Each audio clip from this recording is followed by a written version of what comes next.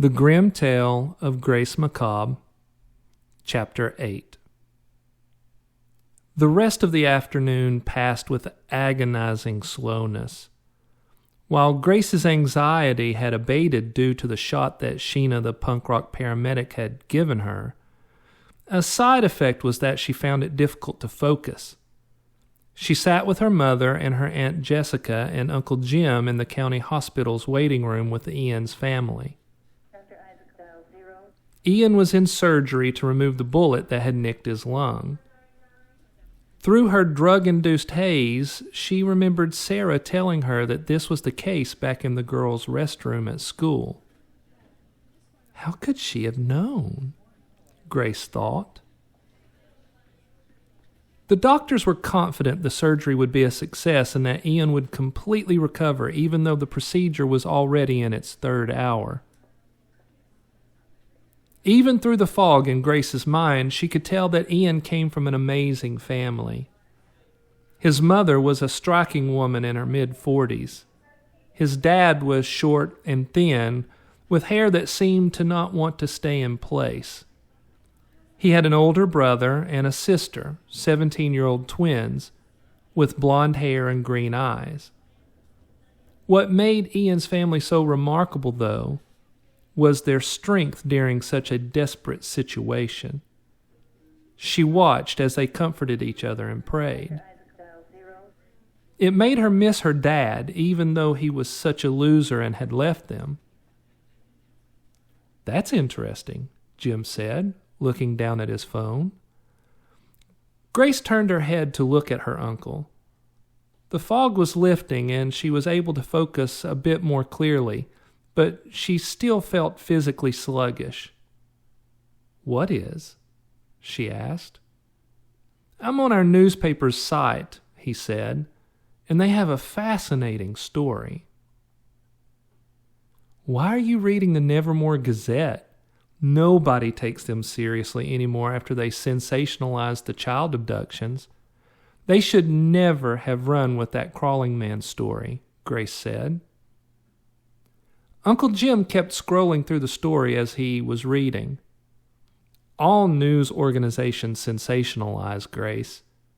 But that doesn't mean we can't read beyond the hyperbole and draw our own conclusions. "Maybe," Grace replied. "So, what's so interesting?" "Mr. Bremen, who lives just outside of town, called the police stating that he was pranked by a couple of young kids last night." "That's not so interesting," Grace said. "Kids prank, Uncle Jim. Always have and always will." Jim looked up from his phone after finishing the story. "Mr. Bremen says the kids came to his house late, well after the countywide curfew, and knocked on his door. When he opened the door, the two kids just stood there, not saying anything, not responding to his questions. He got fed up and went to get his phone to call the police, but when he got back to the door, the kids were gone." Grace shrugged. "Sounds like the kids are just rebelling against the curfew and being bratty. That's not so strange." "Well, it says in the article that Mr. Bremen claims the kids had black eyes." "Black eyes?" Grace said. Her interest sparked. "Yes," Jim replied. "He says that there were no whites at all in their eyes. They were completely black. He also said the kids stood on his porch, expressionless, yet with an almost malevolent air about them. He felt creeped out because he felt as if they had lost their souls." Grace leaned forward in her chair. She loved her conversations with her uncle. He always challenged her to think for herself, and he was not afraid to think outside the box and entertain ideas that were beyond the mainstream. He loved investigating the supernatural, which allowed for some intellectually stimulating conversations. "So, you think this is something more than a prank?" she asked. You think it could be some kind of supernatural occurrence? Nevermore was a quaint little town that sat on the coast, nestled between the ocean and Dunwich Forest, which seemed dark and ominous even on the sunniest of days. The townsfolk embraced a Mayberry-style way of life. Everyone was known by their neighbors. There was a genuine effort to be friendly and lend a helping hand.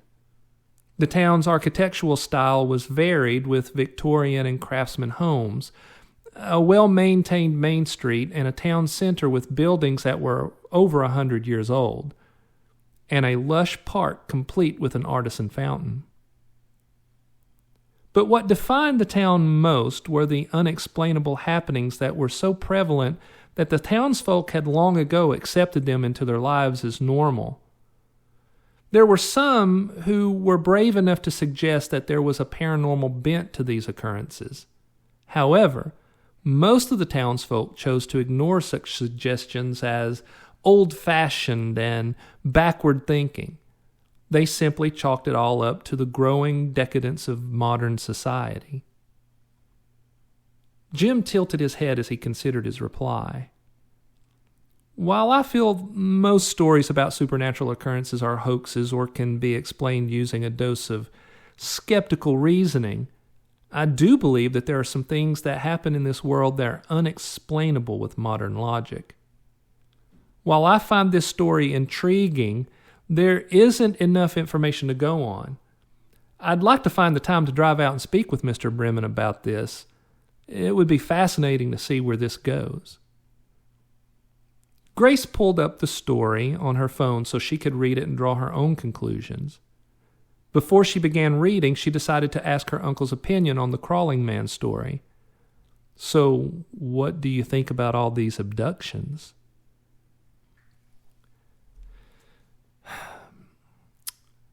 We live in dark times, Grace, he replied, shaking his head in disgust. Our society has completely embraced its dance with the devil as he leads us in his satanic masquerade. Grace put Jim on a pedestal. She loved the descriptive way he had just described modern society. She could see that people seemed to willingly embrace chaos and dysfunction. The way the kids recorded the shooting at school was an example, and you only needed to glance at the news to see how people today were in a constant state of self-destruction and wanton violence. I agree, she said, but do you think what the mother saw was real? I mean, do you think he had those long and bony arms and legs? Sometimes, during traumatic situations, the human mind colors the scene with details that are not factual, Jim replied. The mother was clearly traumatized by seeing her son pulled through the window by a strange man in the dark of night. The lighting was dim, surely casting strange shadows. Her trauma and the dim lighting possibly caused her mind to add sinister details to the man's features that weren't accurate. Does that make sense? Grace nodded. Kinda. But does that kind of thing really happen? Sure, it does, Jim replied. When the police question robbery or assault victims, many times the victims describe their assailants much larger than their actual size. The victims even give details such as scars, sharper teeth, and all manner of details that are incorrect. I'm sure some of the students from today's tragedy will do the same. Why do you think that is? Grace asked. Well, I think it's because deep down we can't handle the idea that an ordinary-looking human being can cause us such harm. So when it happens, subconsciously our minds conjure up details that make their attackers seem less normal, more malevolent. Grace turned all this over in her mind. Okay, I can see how that might be the case with the crawling man. Maybe the mother's trauma is coloring what the man looked like. But how does that explain the black eyes of the kids in this story? Mr. Bremen was under no traumatic stress. Jim smiled at Grace. You're going to pin me down on whether or not I think these children with black eyes are something paranormal, aren't you? Grace smiled back. Yes. Jim leaned back in his chair as he considered her question. Well, I believe we should always try to explain everything with reason. The kids could have been wearing black contact lenses. However, my gut tells me both these occurrences are paranormal events. I think that the crawling man and the black-eyed children are not human, or at least they aren't human anymore.